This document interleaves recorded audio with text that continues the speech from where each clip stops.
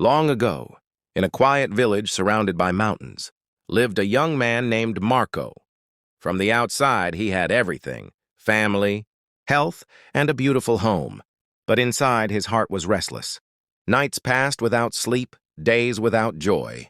His mind never stopped running, trapped between regrets of the past and fears of the future. He had forgotten how to smile. One evening, Marco overheard travelers speaking of a wise old man who once healed troubled minds in the city but now lived in silence, deep in the hills. For the first time, hope touched Marco's heart. Maybe he can help me, he thought. At dawn, he set out with only a small bag. The journey was long. He crossed rivers, climbed steep paths, and slept under cold skies. His feet blistered, but he whispered to himself, "I cannot return to emptiness. I must go on." Days later, he reached a small village where peace seemed to flow in the air itself.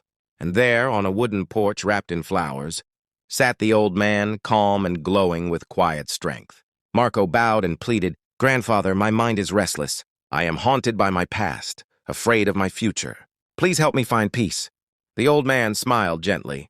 He filled a glass to the brim with water and handed it to Marco. "Walk to the end of the village and return without spilling a drop." Marco obeyed. He moved slowly, his eyes fixed only on the glass. Children laughed, dogs barked, bread baked in ovens, flowers swayed in the breeze, but Marco noticed none of it. At last he returned proudly. Not a single drop spilled. The old man asked, "But did you see the children? Hear the dogs? Smell the bread?" Marco shook his head. "That, my son, is peace. Today your mind lived only in the present moment. No past, no future, just now. When you focus fully, your mind becomes still. Peace was never outside you. It was always within." Tears filled Marco's eyes. For the first time in years, he felt light, free, alive. He whispered, "I understand. To silence the storm, I must live here, in this moment." The old man placed a hand on his shoulder. "Peace is a seed inside you. Water it with presence and it will bloom." That evening, as the sun painted the sky gold and purple, Marco walked through the village. This time he saw children playing, smelled bread baking, heard the music of life.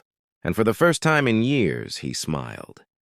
Peace, he learned, was not a destination but a choice, to live fully in the moment. From that day, Marco was no longer the restless soul of yesterday. He had found his way home, within himself.